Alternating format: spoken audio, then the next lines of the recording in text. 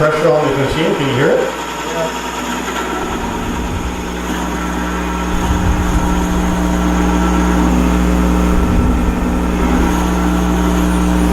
I'll drive that thing all the way in until I get to the top of the bit, and that for me works out to be about the right depth.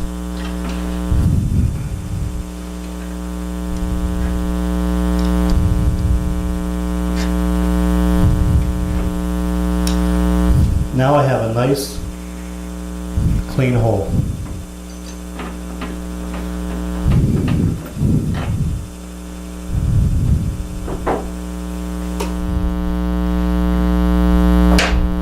And that's all you have to do for the inside. It's just the one bit. No measuring, figuring out what you need to do. Just a nice clean hole. Should have brought a smaller piece of wood.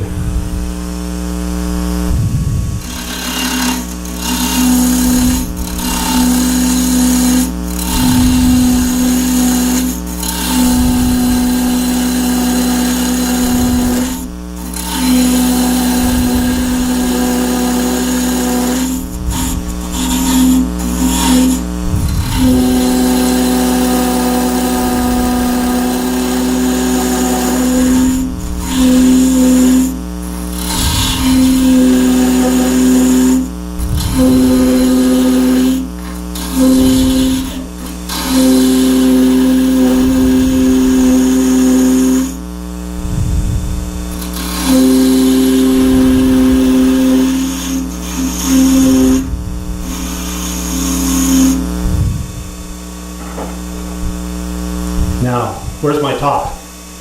Right behind you. Right behind me. Fantastic. It made it all the way around safe.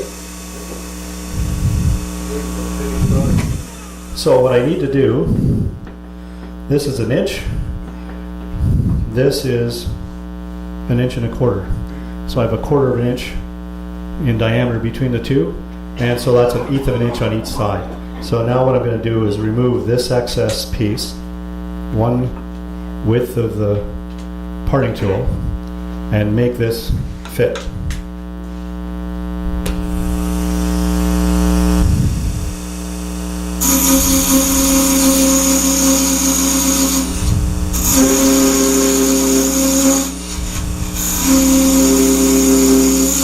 Could do it all in one piece, I just don't want it to vibrate too much. So.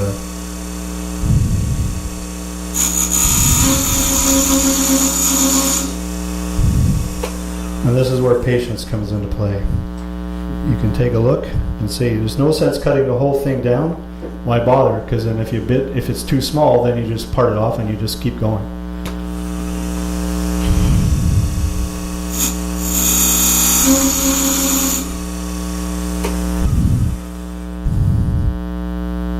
Not bad. It's pretty close. There we go. Wow. Shit. Kate, that's not bad, right? Listen to that. Kid knows what he's doing. All right. So, match that. Oh, that's what I forgot to bring. I forgot to bring a parting, not a parting tool, a scraper, sharp pointy thing. Skew.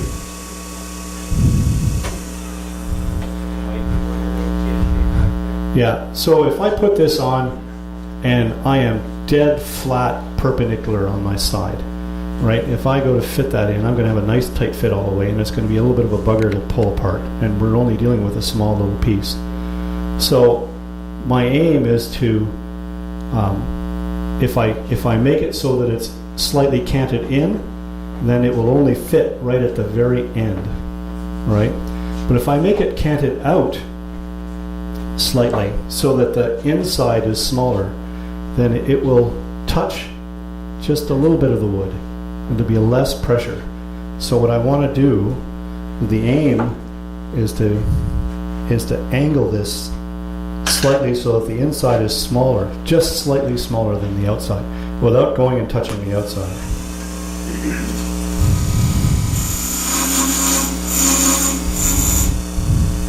Probably something like that. And I like doing that because then it makes it, you don't have to fight so much. and it will come off. So now you have that on there. So now you get to shape your lid.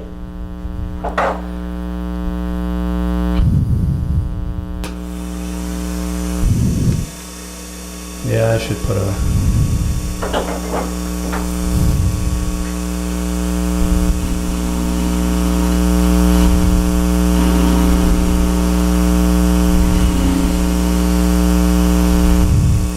just for safety's sake.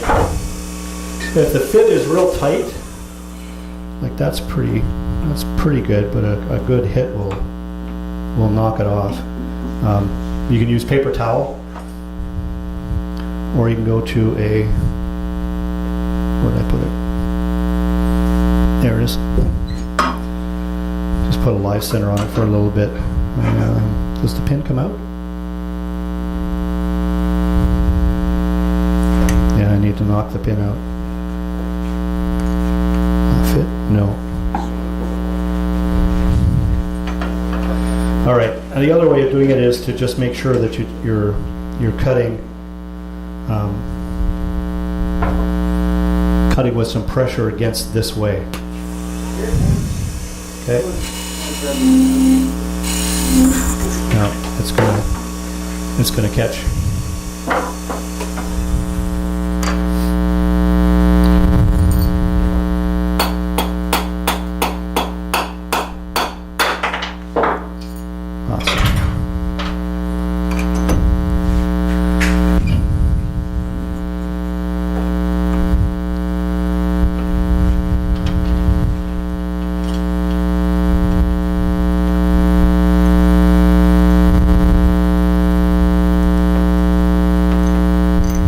There, a little bit of pressure won't hurt.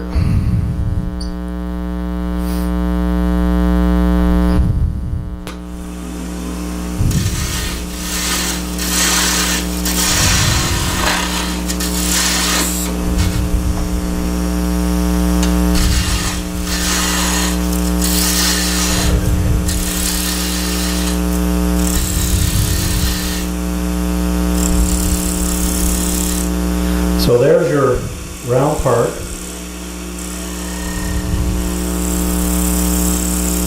I'm just worried about that top.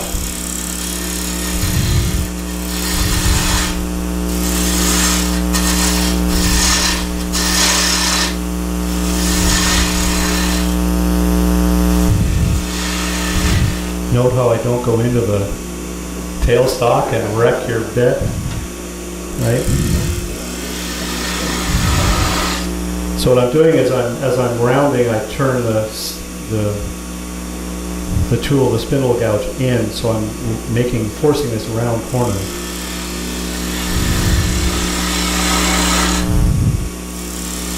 And then shaping it the way I want.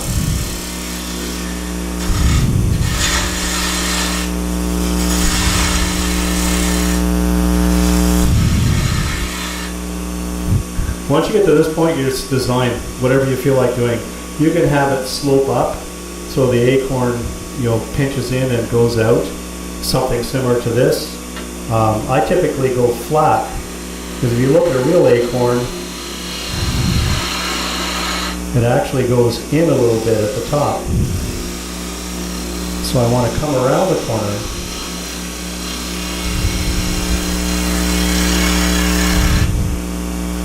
First,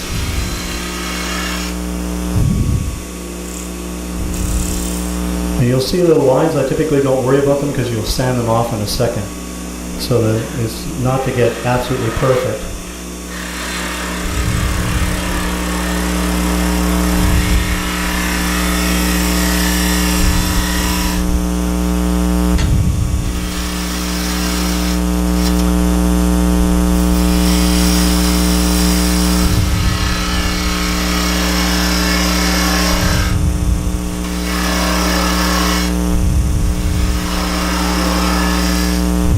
I think I'm going to have to back that guy off.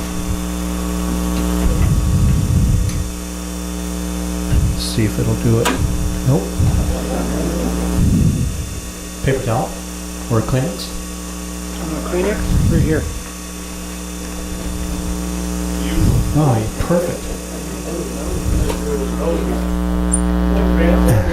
That's out. It's even gonna be. It's gonna be stuck on there. There. Paper towel's cheap, and it'll hold it a little bit better for it.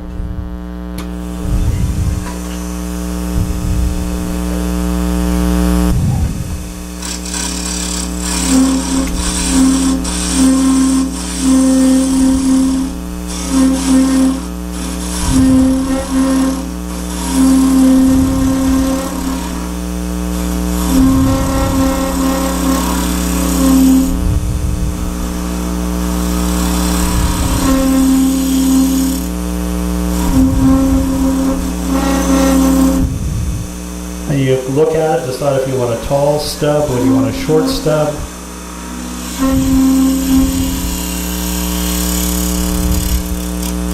Finish it off as best you like. Always keeping pressure going this way into the lathe rather than trying to come out, because then you're just forcing it to come out.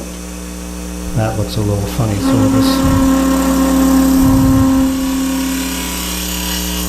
there. And just flatten that guy off so it looks like he came off a tree.